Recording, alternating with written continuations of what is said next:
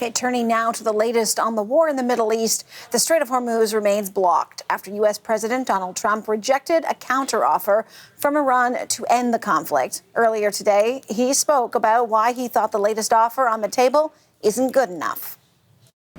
Very simple. Iran cannot have a nuclear weapon. They can't have it.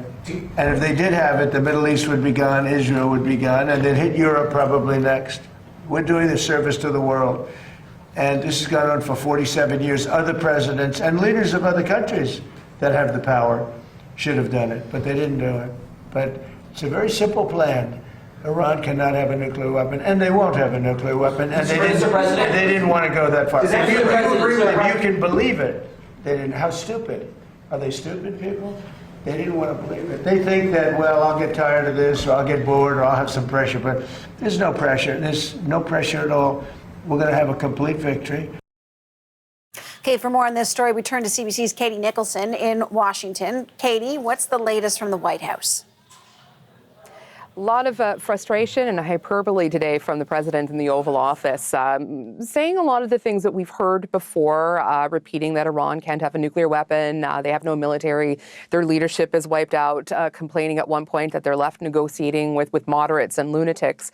And you may remember last week, President Trump claimed the U.S. was going to get Iran's enriched uranium.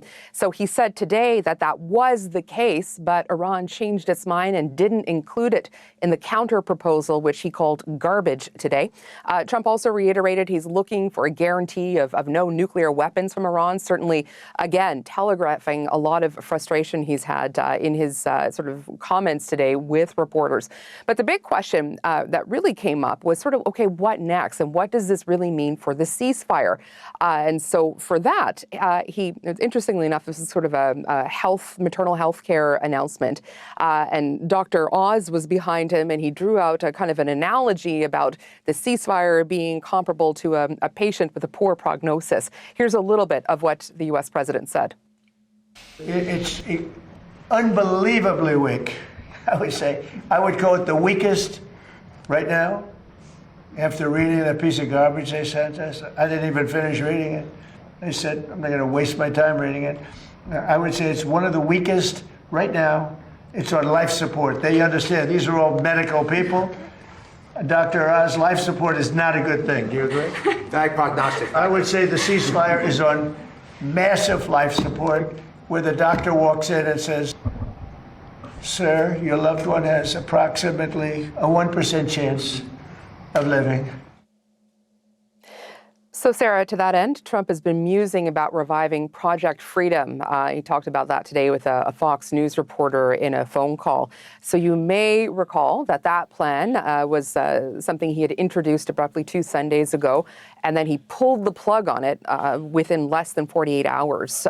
So what he's talking about this time, per Fox News, is something that's a little bit more beefed up version of Project Freedom. So having ships escorted through the strait as part of a larger potential military operation. Again, not something that we've seen move forward beyond something that he mused with a Fox News reporter. It's interesting and important to sort of reflect on why Project Freedom, the plug was pulled. One of the reasons it was so short-lived because Saudi Arabia and Kuwait both briefly withdrew permission for the U.S. to use bases and their airspace. And in part, that was because Iran was being very aggressive. It sort of stepped up some of its own military strikes. You might remember that the UAE intercepted dozens of missiles and drones last week while Project Freedom was underway. Today, the Iranians unwavering, issuing varying statements of defiance and really sticking to their negotiating points, things that they are seeking like reparations for war damage and sovereignty over, of course, the Strait of Hormuz. Well, Katie, meanwhile, as nothing's moving, gas prices are soaring in the face of this. What kind of domestic pressure is Trump facing? You know, it's immense. We were out today talking to people here in D.C., just outside a gas station. Here's a little bit of the economic pressures people are feeling connected to this war. I'm thinking about getting a bike just because, like, literally every 3 days I'm refilling my car, and it's like, I'm spending $60 to $80 every single time, which is kind of unrealistic after a while. You decide maybe you don't go out to that dinner, maybe you cook in, you go out and you actually cook for yourself more than going out to dinner. So those kind of things you cut down on. I understand the reason why the gas price is so high because of the war, but at the same time, something gotta do better. We gotta do better. So these are not lone voices. There's a new poll with some very troubling findings for the U.S. president that came out today from Reuters Ipsos. Found 77% of registered voters blame Trump for surging gasoline prices. They said that Trump bears at least a fair amount of responsibility for the rise in gas prices.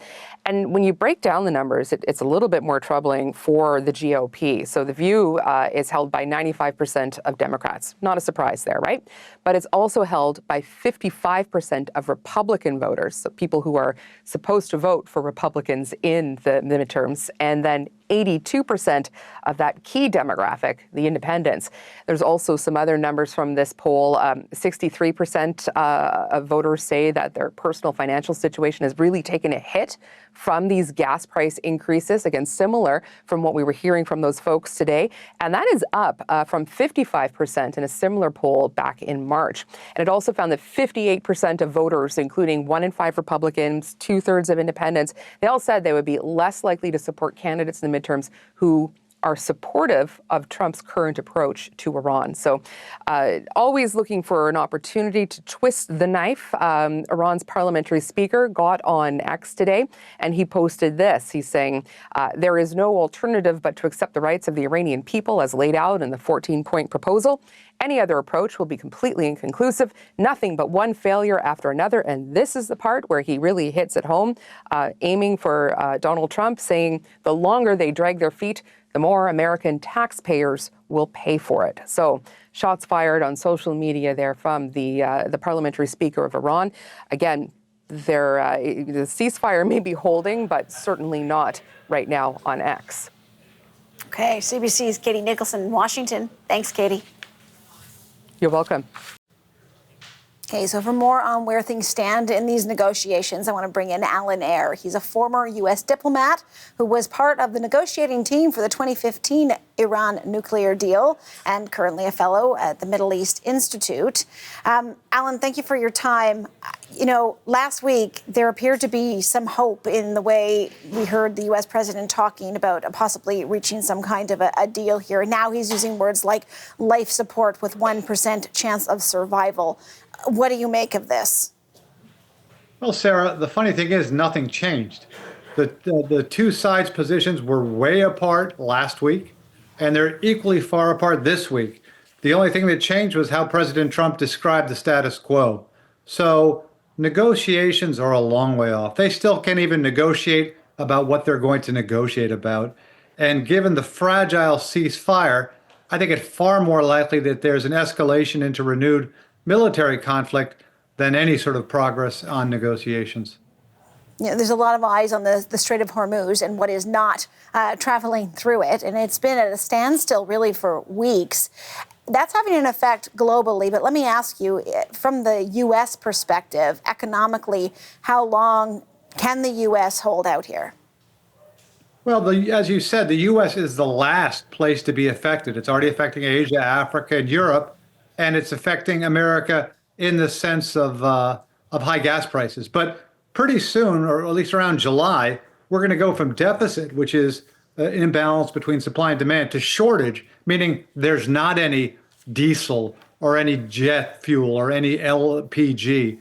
So things are going to get worse. And don't forget, even if the Strait of Hormuz magically opens up tomorrow, it will be months before supply chains, even in a best case scenario, are reestablished. Given the effect that this is having globally, particularly in Asia, we know that Donald Trump is set to meet with his Chinese counterpart, the president of Beijing. That's happening on Wednesday. How does what's happening in Iran, in what's not happening in the Strait of Hormuz, which is tankers moving here, how does that affect that meeting with China? And is the conversation with China in any way potentially helpful to the peace talks? Well, the bilateral agenda between China and the United States, Sarah, is already full. So I don't think President Trump will want to use a chip because it's very transactional. I don't think he'll be wanting to ask China for more help than China's already giving, because China does want the straits reopened. They import a lot of commodities that go through the Persian Gulf, and they're the only country that really has significant leverage with Iran, and they're using that. So I don't think that President Trump will be able to say anything or offer anything to China that's going to really move the dial in terms of what China is seeking. China wants a resolution of this conflict, but it also supports Iran to a large extent.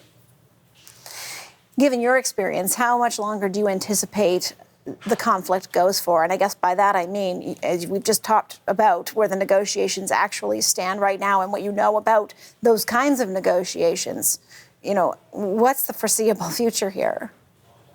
Well, the brutal truth, Sarah, is that neither side wants to negotiate at this point.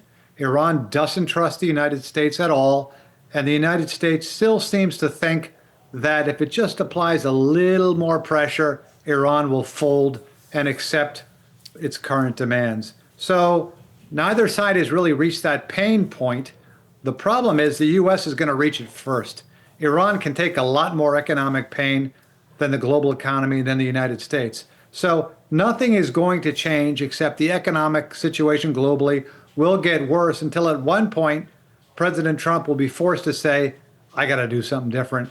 I got to move my red lines and hope that we can get some sort of negotiations started. And let me just go back there to an answer you gave previously. You're thinking July? I don't want to pin you down on a date here, but you're thinking probably how long until this happens?